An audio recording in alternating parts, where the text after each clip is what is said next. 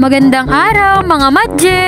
Ngayong araw na ito nga po pala honey ay magluluto nga pala ako nung manala na huli namin kagabi. Inumpisahan ko na nga po pala yan sa paglalagay muna ng asin honey. Akin nga muna iyang medyo hihilutin nga ng asin at nang matanggal naman ang lansa nga na yan. Ay di ba yan at akin nga medyo minasa masahin nga lang muna iyang mga manalang iyan. Maya pa nga honey ay bayan at panay ang pakipagbunukod yan sa mga kinain na yung manalang iyan. At akin na nga iyang nililinisan ng maayos. At nang maluto ko na nga din iyan honey, tinanggalan ko na nga din pala iyan ng ngipin nga na iyan. At nang wala na nga din yung matigas na parte honey, yung manalang iyan. Maigi na lahat ng ilaw kami kagabi ay di ngayon ay may libreng ulam. Pagkatapos ko na nga honey malinisan, iyang mga manalang iyan ay akin na nga iyang nilagyan ng mga rekado kagaya nga ng asin, luya at pagkatapos nilagay ko na nga din pala din yung bawang at saka ang paminta. Papakuluan ko nga lang pala muna iyan honey para nga naman ay lumambot at imbis nga honey na tubig ang aking gagamitin ay Sprite ang aking pinakang isasabaw diyan at nang iyan nga naman ay mas lalong maging mas maigi. Akin na nga pala muna yung pakukuluan honey ng 365 days. Oh ay tagal naman ay hanggang sa lumambot nga iyan honey mga madje. Ay di habang ako'y naghihintay honey ng paglambot na yung mga manalang iyan ay di ako nga muna honey ay naggagayat na nga ng mga rekadong gagamitin ko dito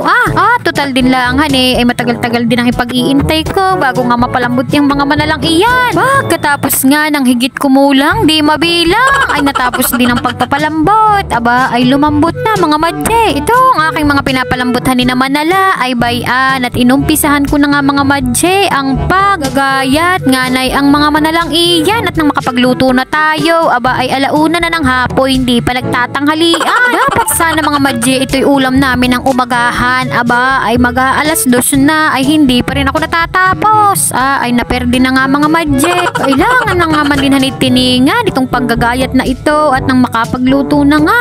Talaga nga namang kalinawan na ang aking mga kabahayak madje. Napakakupad mo naman magluto na ang iyong lulutuing iyan. Tamang-tama nga lang pala yung pagkakalambot na itong manalang pinakuluan ko.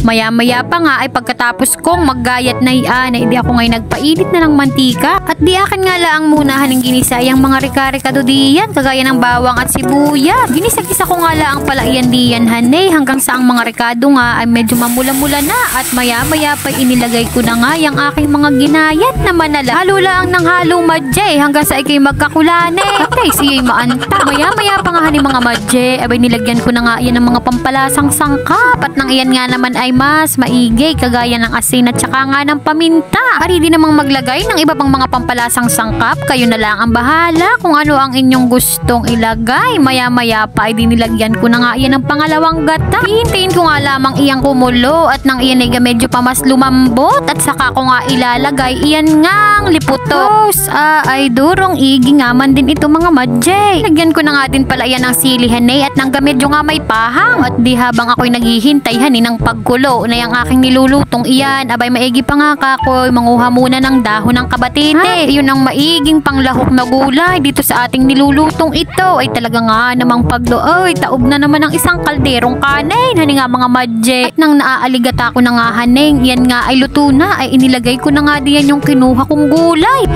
Ay talagang ako'y natatakam ng kumain dito sa amoy ng aking niluluto aba ay durong igay mga madje. Ting kulo na nga lang ito mga madje ay dali na hanay aba ay pag talagang ganito na lang perme ang ating ulam aba ay talagang tanggal na naman ang diet ng madje ninyo. Ay di hindi na nga nagtagal at bayan dali na ang ating ginataang manala sauce ay talagang ihanda na ang bahaw mga madje at nang malantakan na itong ating ulam na ito tikiman time. Salamat sa inyong panunood hanggang sa huli.